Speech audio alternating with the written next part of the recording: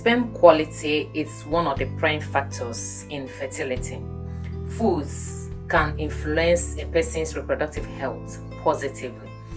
In this video, we're going to learn 8 foods you can start eating today, you as a man, or you can start incorporating it in your husband's meal if both of you have been trying to get pregnant and sperm count, sperm motility is the issue. When we are looking at your sperm health, we are looking at the quantity, the viscosity, the movement, the structure, even the pH too. All of these has to be within the normal range. So we have several issues that can actually impact your seminal health, that is your sperm health, your sperm quality. Because the same way a woman needs to boost her egg quality, you as a man, you need to actually make sure you are not decreasing your sperm quality, because it takes one sperm cell to actually, cause that boost. So in this video, we're going to learn that 8 powerful boosting foods that you're going to start implementing right away and make sure that your sperm count comes up, even if it's low.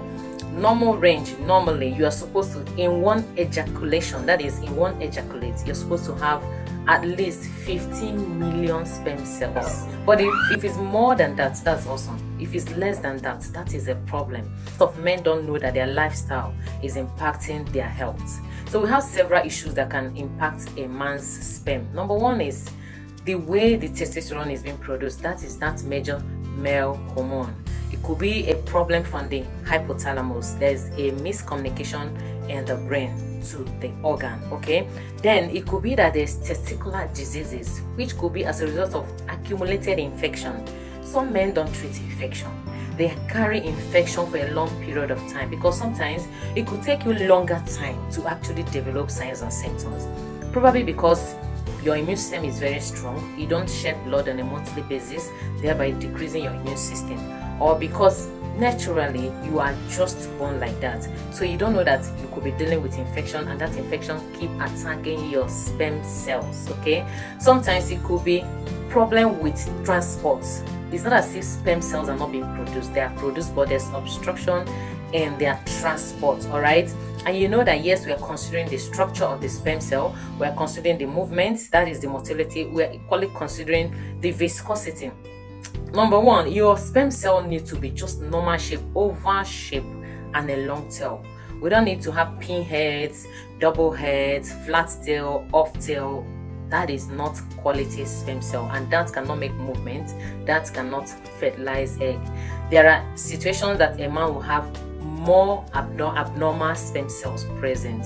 That situation, it needs to get treated. And good thing, your sperm cells just take 90 days to actually rejuvenate. Every 90 days that cycle happens for you, all right? So here are some situations, some lifestyle modifications that you need to make. Number one is, if you're overweight as a man, shed it. If your body mass index is exceeding 25, please, you need to shed weight, because that is impacting your sperm quality. It's equally impacting even your performance in the other room, all right? So you need to work on your weight. Secondly, if you're someone that is smoking, you need to stop it, because the free radicals you're generating there is damaging the sperm cells. Thirdly, if you're an alcoholic, you need to stop it, all right? Studies have it that men that actually stopped taking alcohol, they got their wives pregnant in 72 days. So how powerful is that?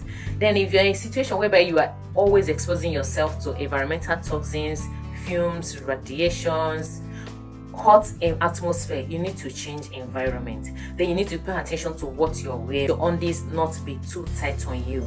Let it be cool to the environment, because that seminal fluid is highly proteinous. It gets so denatured by any heat or overheat. So let's just get straight into the foods you should start eating. In fact, if you can make that food like on a daily basis, depending on the level of the sperm quality you are dealing with, okay? So many times men don't want to eat healthy. They think it's just about women and women. The same way your other organs are demanding vital nutrients, vitamins, that is the same way your reproductive health is demanding that. And if you say, oh, I only just want to be taking drugs, supplements, and all of it, those supplements, they equally contain those nutrients, those vitamins, those trace elements that these foods contain. So number one food is walnuts. Walnut is highly rich in omega-3 fatty acid. This omega-3 fatty acid actually helps to protect your sperm cell membrane and make sure that it doesn't get damaged. Okay, the walnut, you can access it, very, very accessible. Eat as much as you want. Okay, secondly is banana.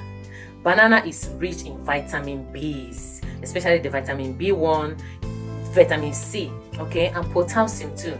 Your seminal fluid need those vitamins to function, and they need that potassium to actually make movement, because once it's released, it has to make movement from the cervix to the womb to the fallopian tube. So it's not a small journey. Any weakness, it cannot survive it. That is why we need that motility to be at least 40% motility. Anything less than that will struggle to make movement, because actually it's a long journey that needs enough energy, enough stamina, enough strength for those sperm cells. All right, is maca roots. Studies have it that men that actually incorporate maca roots, maybe take it as a herb or as a supplement, it has that power to improve the motility, especially if your motility is low, it's less than 40%, or you're just at 40 and you want to increase it to maybe 60 or 70 or even 80. Okay, maca root will be very, very awesome for you. Next is asparagus. Asparagus is very, very rich in equally boosting motility and preventing free radical damage. So many times you're stressed out, come back from work late, you're so stressed out, like you don't understand what is happening. When you take asparagus, it's going to actually help bring down those free radicals, because the more you're stressed out, the more your body is generating excess free radicals. On its own, your body can mop up free radicals that are generated normally under normal circumstances. But when we're talking about chronic stress now, you need support, and asparagus is going to provide that support. Next is zinc rich foods. We have foods that are very, very rich in zinc that you can start incorporating in your meals, or you can actually start taking zinc as a supplement. So two foods that are rich in zinc is beans and barley. So if you don't like to eat the beans like that, you can make it as moi moi, eat it with your cabbage, and it will be awesome too. All right, the next is pumpkin seeds. You know, women that are trying to boost their ovulation, they take pumpkin seeds too, because it impacts their progesterone levels too. So you as a man, when you take pumpkin seeds, it's equally going to help your testosterone, your hormonal male factor. Okay, sometimes your testosterone is low, you are not getting any erection, or you get erection, it doesn't last. So with pumpkin seeds, you can sprinkle it on your meal, you can blend it, add it to your fruits, and all of it is going to actually help this testosterone and make sure that yes, that place is standing giddy. Next is spinach. Spinach is a leafy green vegetable. Finally is eggs. Eggs are filled with protein. They are highly proteinous, and they help to make the sperm cells stronger and healthy. Sperm cells are highly proteinous, so they need that egg too.